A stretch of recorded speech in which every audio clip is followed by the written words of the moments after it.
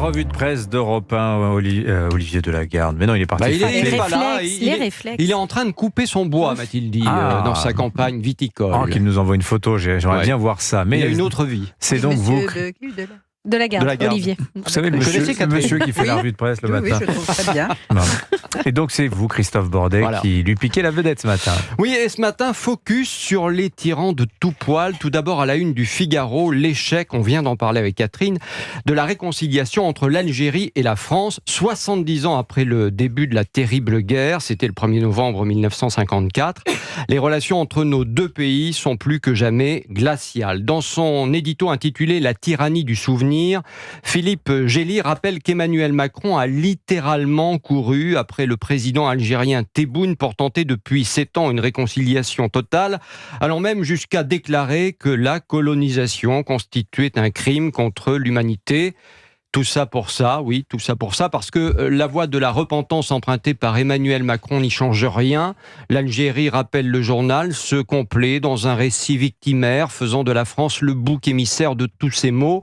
Et ce n'est pas la reconnaissance par notre pays de la souveraineté du Sahara occidental par le Maroc qui risque d'apaiser les relations entre nos deux nations. Quoique, comme le dit le Figaro, il suffirait d'un signe. Mais tant que l'oligarchie algérienne s'en tient à la tyrannie du souvenir, il nous faut bien accepter le bras de fer, octroi de visas et aide au développement contre rapatriement des expulsables sous OQTF. Un bras de fer sans grand résultat pour le moment, sans vainqueur, une impasse. Alors à propos de tyrannie, venons-en à celle des talibans en Afghanistan. Le Figaro, madame, revient sur cette décision des talibans au pouvoir en Afghanistan, absolument atroce cette décision, dont le monde entier et les associations dites féminines et humanistes semblent se ficher d'ailleurs comme de l'an 12. Une loi qui interdit aux femmes de s'exprimer entre elles et d'être entendues des autres femmes. Sur son site internet, le Figaro, madame, indique que cette restriction dont Europe 1 vous parlait déjà hier a été officiellement publiée comme loi par le ministre afghan, tenez-vous bien, ministre de la promotion de la vertu et de la prévention du vice. Celui-ci a d'ailleurs ajouté qu'en ce sens, les Afghanes n'ont plus le droit d'entendre la voix de leurs consoeurs, devant ainsi privilégier le chuchotement lors de leur prise de parole. Dans cette même logique, elles ne peuvent plus faire la prière à voix haute et ne peuvent pas chanter non plus. Des règles qui isolent totalement de toute vie sociale ces femmes. Les Nations Unies se disent inquiètes. Impuissance désespérante, consternante même, dirais-je. Un humoriste s'en prend lui à la tyrannie des manifestants pro-palestiniens. Oui, et c'est Elie Moon qui la dénonce une nouvelle fois dans une interview accordée au JD News après avoir été lâchement insulté une première fois sur les réseaux sociaux. Elie Moon raconte tout d'abord que l'individu à l'origine des menaces à son encontre a été identifié et arrêté. Il s'adresse pour la deuxième fois aux étudiants de Sciences Po qui soutiennent la cause palestinienne. Vous vous trompez d'ennemi, leur dit-il. L'ennemi, c'est le terrorisme.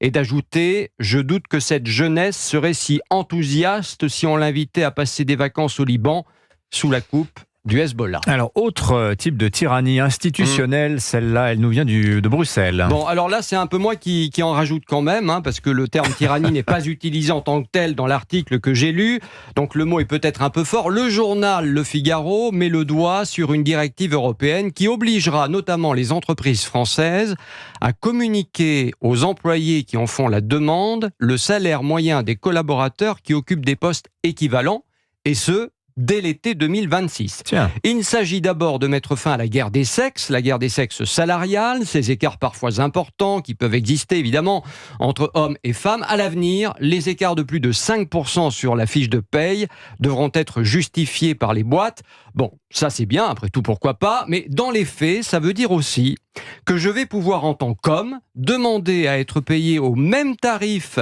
que mon cher Dimitri qui est en face de moi, qui est aussi un homme en l'occurrence. Ça va vous changer la vie, ça. Ça va me changer la vie parce qu'on n'a pas effectivement le même salaire. Vous voyez celui qui gagne le plus. C'est vous, évidemment, Christophe Bordet. Bien sûr. Vous êtes en tout cas, les entreprises s'agacent évidemment et dénoncent cette nouvelle couche réglementaire à venir. Ça va être un vrai casse-tête dans les boîtes, ça va être des psychodrames. On change de sujet, Christophe Bordet. Pourquoi confond-on la Toussaint, c'est aujourd'hui, et la fête des défunts qui a lieu demain? Alors, c'est la question que Ouest France a posée au père Franck Viel, responsable liturgique du diocèse de Laval en Mayenne.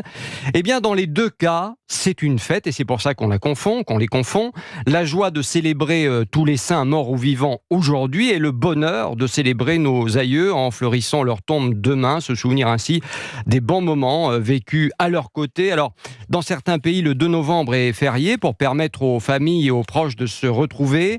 Dans les paroisses, souvent, on prend le temps de nommer les défunts de toute l'année et nous déposons des lumignons sur l'autel, précise le père Franck Viel. Vous savez ce qu'est un lumignon, j'imagine, mon cher Dimitri. C'est une petite bougie, c'est ça? Une toute petite bougie qui se consume tout doucement pour se rappeler de ceux qu'on aime et qu'on a aimés. C'est un peu lourd comme signature musicale que vous avez choisi, Christophe Bordet. C'est le jour ou jamais, j'ai envie de vous dire. C'est sûr que c'est pas Maria Carré. Ça, c'est vrai. Merci beaucoup. La revue de presse d'Europe 1 signée ce matin Christophe Bordet. Merci Christophe. Il est 8h48 sur Europe 1.